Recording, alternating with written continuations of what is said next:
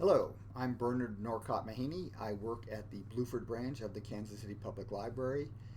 April is National Poetry Month. This is an Olympic year, and so I am reading poems by Pindar, who wrote epinician odes or victory odes for winners of the Olympic Games and other Pan-Hellenic events. The only sure way to a glorious sort of afterlife was to be famous, and your name was remembered after death. So the Greeks, not everyone believed that there was any sort of like survival after death, except if you were remembered by your descendants and then you were remembered in the public eye. That was the surest way to immortality. And so in this particular case, Pindar adds to the fact that this will be remembered because Pindar's poetry is going to be remembered.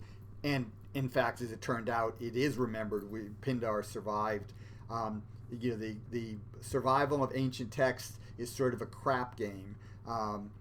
We only have 6 plays for sure, maybe a 7th of Aeschylus out of maybe 90 plays.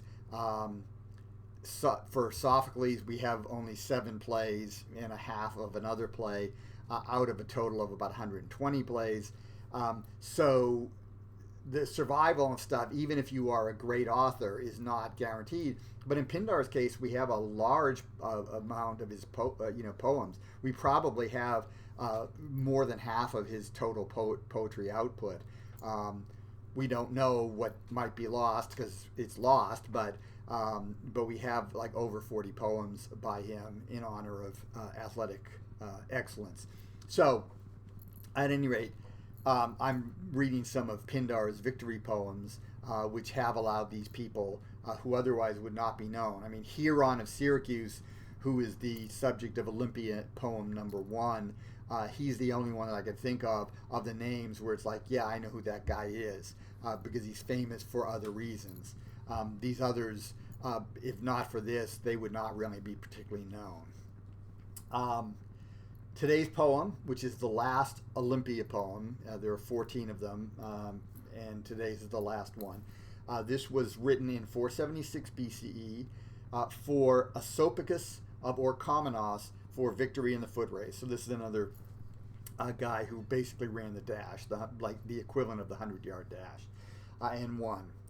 Pindar in this poem does a couple things. One is he talks about the Graces. It's a short poem. Talks about the Graces, and apparently there was a cult of the Graces. The Graces were goddesses who were attendant on Aphrodite. They basically were her maids in waiting, and there was apparently a cult of the Graces at Orchomenos. So the Graces are referred to, and the Graces sort of oversee all sorts of gracefulness in human endeavor.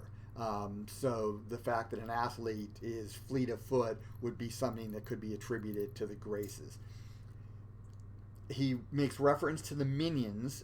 So the Orchomenos, the city of Orchomenos, was supposedly founded by a man named Minyas, and then his descendants were known as the minions, and they're actually the oldest figures in Greek mythology, the oldest human figures in Greek mythology that we have. So the minions are sort of the first heroes in the group of heroes. So they precede Hercules. They come before him. Now, the last thing that I want to say is that at the time that Pindar wrote this poem, and maybe at the time that Asopichos won his event, I think it seems likely, his father had died. Asopichos' father had died. And so Pindar imagines that his song somehow will reach the dead father in the underworld, who will then, of course, take great joy in the accomplishments of his son. One of the things that the ancients did believe, who believed in some sort of survival after death, was that what the dead seemed to be most eager for was news from home, news from where they came from when they were alive. That seems to be the thing that the ghosts want more than anything else. They're not sort of like in this heavenly bliss. They're eager for news for like what's going on back home, and so that idea, of course, comes into play here, that the father wants to know how his son did in this event. So this is Olympia, poem number 14, for Asopichos of Orchomenos, winner in the foot race. The waters of Caphasus belong to the place of fine horses where you dwell, queens of song, in sparkling Orchomenos.